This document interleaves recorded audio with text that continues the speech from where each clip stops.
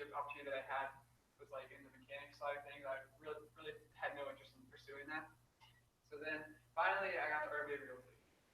So a member of my church, Mr. Wilson, offered me, or Mark Wilson offered me an internship possibility, and I really contemplated this because I was really interested in the real estate market as a whole, but also Mark Wilson is a small business owner, and I have a lot of like desires to do something entrepreneurship. So this was like a perfect fit for me.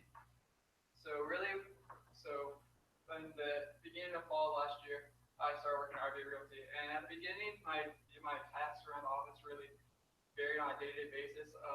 Some days I would just be simply, preparing letters to mail out to their clients, and then on other days I would go throughout local neighborhoods with these door hangers with another sales associate and hang them on doors. And when sometimes these tasks seem rather mundane, what was really actually important about them was the significance of like the return on investment. So if you think about it, we'd be putting up, hundreds of these door hangers every day. And while it seems insignificant, and you know that most of the individuals that you're putting them on the doors has no desires of buying and purchasing a home, if you think about the return on investment, if like one or possibly two individuals come back to RBA Realty and have go through our business to purchase a house, it's a $20,000 return on investment. So yeah, so this is my desk at RBA Realty, and so what I did here was RBA Realty pays for this internal database called Autopilot. What Autopilot does is it gathers information from all the clients that have worked with RBA Realty before, and it manages all their contact information in case we need to contact them, and also it's what provides us with our email system. So all the emails that are sent from RBA Realty go through this Autopilot database. So so what I would do is I would go to ensure quality control for all the clients. I would make sure that the information, their cell phone, email address, phone address is all correct. And then also, if for some reason the person decided to unsubscribe personally from RBA Realty, I would make a list of that going to our brokers or our Mark Wilson stuff. And then sometimes there'd just be a issue with the system that the emails are not going through. So if any of that occurs, then I'll make a list, go to our brokers, so they can try to sort out those problems. All right, so for my community service, I work for Caritas, which is Congregations Around Richmond involved to ensure shelter. So this stemmed from an earlier program called Winter Cots. Winter Cots just solely provided individuals with a place to stay, so it's called Mobile Permanent Shelter. So what this entails is that different churches all throughout the Richmond area have hosted these families, including men, women, and children, on a weekly basis. So while they didn't have a permanent residence to stay at, they had somewhere to stay at every night. So there are over 100 churches, like I said, and each one would have a dedicated week there to host these homeless shelters. So my church, St. Matthew's United Methodist, hosts them once a year, but I was really wanting to get more in depth with the program. All right. So now Caritas has really grown from its initial stages of just the Winter Cots program, and it has 4 very distinct programs now. You have the shelter, which is your primary component, housing people around the Richmond area every week. Then you also have the furniture bank. And the furniture bank is where I serve the majority of my community service, so we'll get back to that later. You also have the healing place.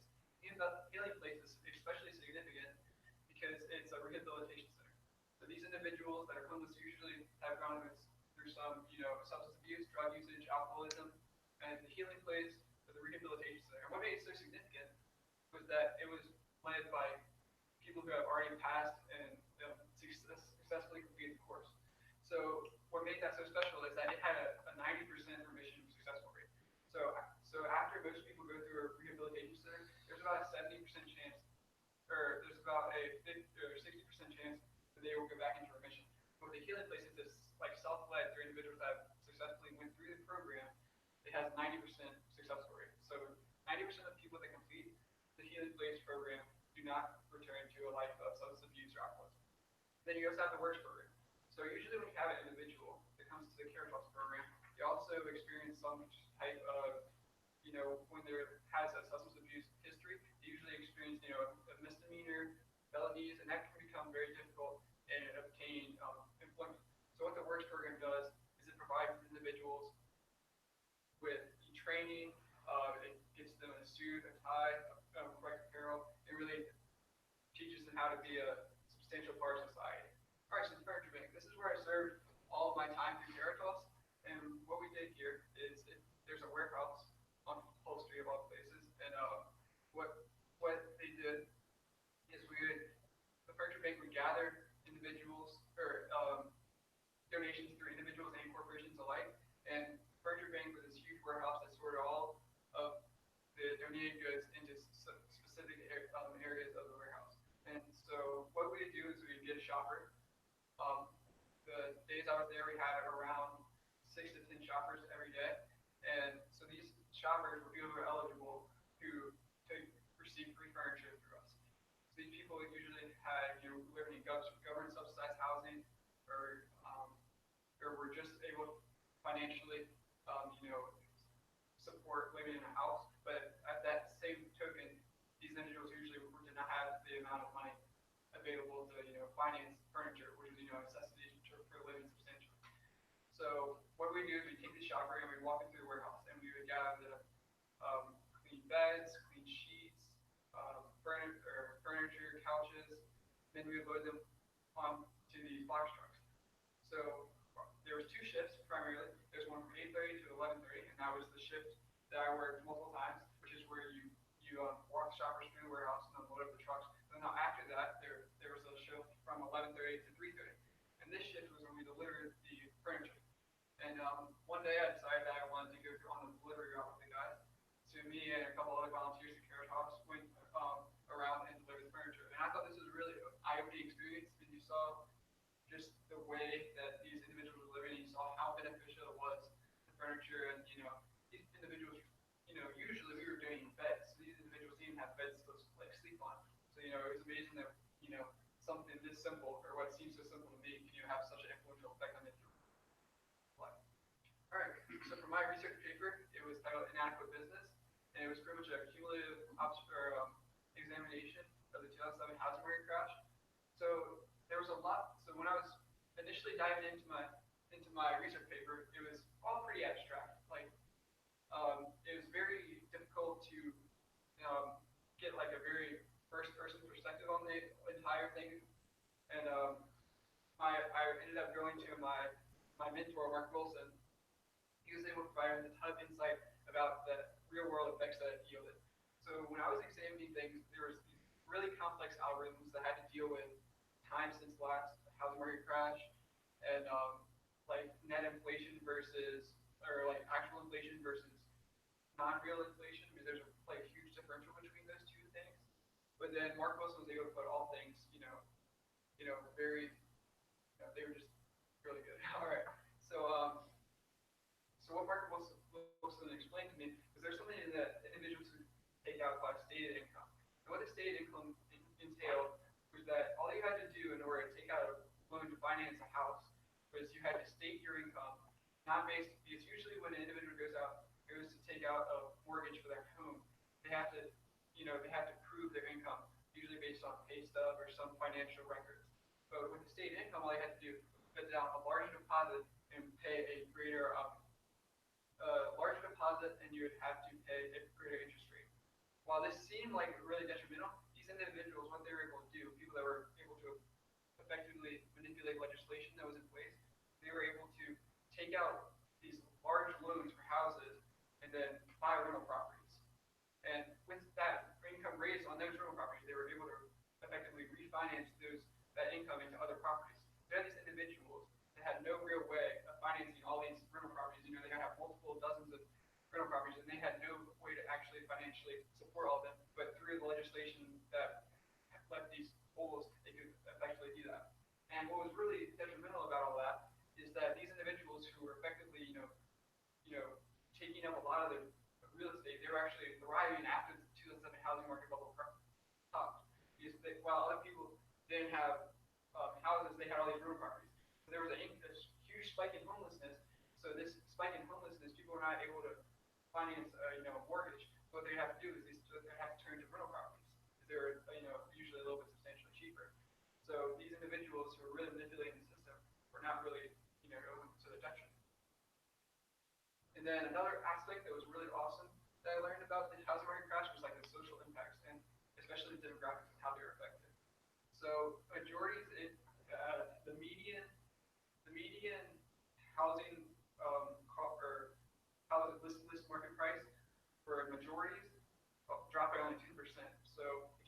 about it, if you could have a house that's worth $50,000 or $500,000, but that 10% drop in value is only $50,000. But you had amongst minorities, the housing value cost dropped by almost 2/3. So Hispanic communities and Black communities really saw a huge drop in housing value, and this was really a lot was due from foreclosures. These foreclosures have the ability to decrease value of properties surrounding it. So yeah, that was really interesting. I really enjoyed diving into it in depth. All right, so for Caritas, going back to my community service, Caritas is an amazing voyager for gathering goods, and but there's one thing that they are always lacking, and that is housing payments. And while it is very awesome that we're able to provide so much for these families, beds, sheets, Tupperware, but we really were lacking cookware. So my goal by making this collection drive is to be able to supply the furniture bank with, pots and pans so that individuals will have, pots and pans which leads to more substantial lifestyle. All right, so my future and advice. As you can see, I'm still undecided on where I want to go. I have two polar opposite colleges. Right now, I'm making college and JWebb University. I think I'm more leaning towards JWebb University. So any advice I have for upcoming weird students is that you should really have extra effort into things that you can complete. So things such as required journals, reflective journals, those things that you can complete pretty much at your own will. Because it was very apparent to me that things were going along with this project. You're not always in control. You're sort of at the will of people that always don't have the time for you. My community service mentor, Todd Moelis, he leads the entire Caritas mission. So just getting in touch with him and making sure that we have times that work out for both of us. And because everybody, there's a lot. They have a wide pool of volunteers to pull from. So it's really important that stay trying to just do things that you can have the ability to do. And that's about it. Any questions?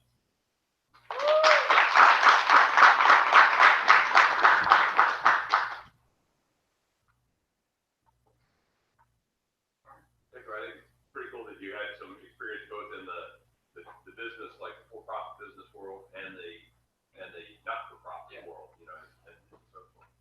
What kind of skills do you think we could emphasize better in schools, like in high schools or like Blue Ridge, help prepare students for business environments? And you got to see that kind of thing. I just think, honestly, when it comes down to a business environment, I think you have to understand that you're sort of at the will of what needs to be done. And just try to make yourself, just try to do something that is useful, and just, be useful. Very sick, too. What kind of advice do you have for somebody who's in the market to buy a house, having seen it from the other side? Really, there's predictable. Every 7 years, approximately, there's a housing bubble crash. But the biggest advice I can give to somebody who's wanting to buy property is to just buy property in, like, Richmond is a really good area to buy property because its housing market is so strong. Is there other areas like California was really not, while their property values were really spiking through the roof, it wasn't a stable economy. If you go through, there's specific geographic areas, and Richmond is luckily one of them, is my principal broker, Mark Wilson, talked to me about how the housing bubble did crash. He didn't have it quite as bad as some of his friends who lived in other areas around the United States. But I think if you take a strong geographic area that has strong real estate prices, you should be okay. Location. Yeah, location. Yeah. Do you know what you would ever major in?